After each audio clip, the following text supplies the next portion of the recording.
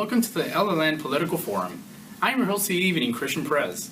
As you know, this show focuses on providing the most up-to-date information regarding the midterm election in which Latinos could have the biggest impact in it.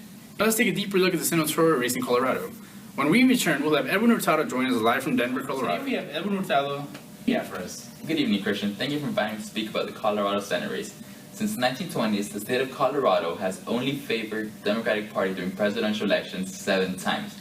The election of Obama in 2008 caused the state of Colorado to go from being a red state to a battleground state favoring Democrats by a very small margin.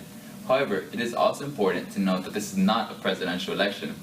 Therefore, there will be less voter turnout. Typically 30 to 40% of people, compared to 60% during presidential elections, will go vote, and they will cast their ballot based on how they view the president. Senator Theriault was one of the Democratic politicians who entered the Hill in 2008, riding on Obama's national appeal. It'll be interesting to see if he becomes yet another victim of the 6-year itch as the tide turns in favor of the opposing party. Parties live and die by their minority support. What can you tell us about how this relates to Colorado by any chance? It is important for both candidates to be inclusive of Latinos, especially in a state like Colorado, where Latinos make up 21% of the population. This has major political implications since Latinos tend to vote Democrat. What do you think the candidates should focus on as far as their policies? I think the candidates should focus on immigration, especially in a state like Colorado where Latino population is on the rise. Alright, well now let's focus on the campaign spending. How are both candidates doing in regards to this? Well, in the 2012 election, incumbent senators who won, on average, spent $11 million. Senator Mark Theriault has spent $8 million, whereas his opponent, Cory Gardner, has spent $4.5 million. It is also important to take into consideration the soft money. In this case, both candidates have had an average of $20 million spent on their behalf. Okay, well, in light of all this, who's going to win? Recent polls show Mark Theriault winning by 1 point. Actually be up to Hispanic and women voters to push him to the victory line. Ultimately, Mark Theriault is going to win by 1 point. Thank you for having me. We deeply appreciate your efforts here. Up next, we have Jaime Damian covering the District 6 race. Welcome back to the show. Jaime, what do you have for us? Good evening, Christian, and welcome to District 6, a battleground district.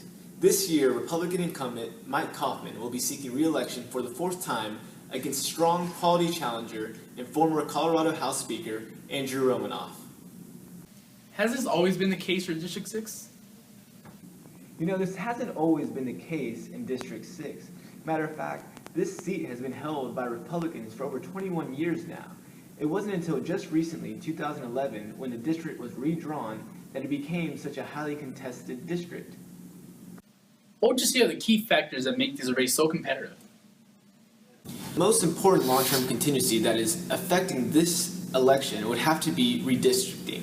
In 2011, when the district was redrawn, it included just as many Democratic and unaffiliated voters as there were Republicans. When we take a look back at 2012, Mike Coffman beat challenger McCloskey by a close 2%. What are some of the reasons the Democratic Party believes they found their guy in Andrew Romanoff? In my opinion, the fact that most differentiates himself from former challenger McCloskey in 2012 is his keen ability to raise money. He's been able to outraise and outspend Mike Coffman. How much have both of these candidates fundraised? Well, as you may know, Christian, an incumbent will never lose an election due to money. As we take a close look into the following graphics, we'll see that both candidates are receiving quite a large sum of money from both parties' congressional campaign committees. It is also worth pointing out that the Republicans are spending more in opposition than are the Democrats. But one of the most important things to take from the graphics is that Andrew Romanoff is actually spending more than Mike Coffman. Now let's focus on to the short-term factors. What are some of the key issues that are here? Now, in regards to key issues, there are a few bigger than immigration. 30% of the electorate in District 6 is Hispanic. Of course, immigration is a very important issue to many Hispanics across the nation. Just recently, Andrew Romanoff, in the previous debates, has attacked Mike Coffman's record on opposing provisional status for many children who were brought here illegally, whereas Andrew Romanoff is in favor of comprehensive immigration reform. Well, I'm sure many of our viewers back home will be watching. Now tell us, who's going to win in November? Generally, Republicans tend to have a better turnout in midterm year elections. Fortunately for Democratic challenger Andrew Romanoff, this is a 6-year itch election. With all this being said, I do believe this will be a very close election, but ultimately, I do believe Mike Coffman will win this election by 1.5 points, beating Democratic challenger Andrew Romanoff. Well, that will be all for a congressional segment of the Politics Forum. Thank you all so much for tuning in. Until then, see you next time.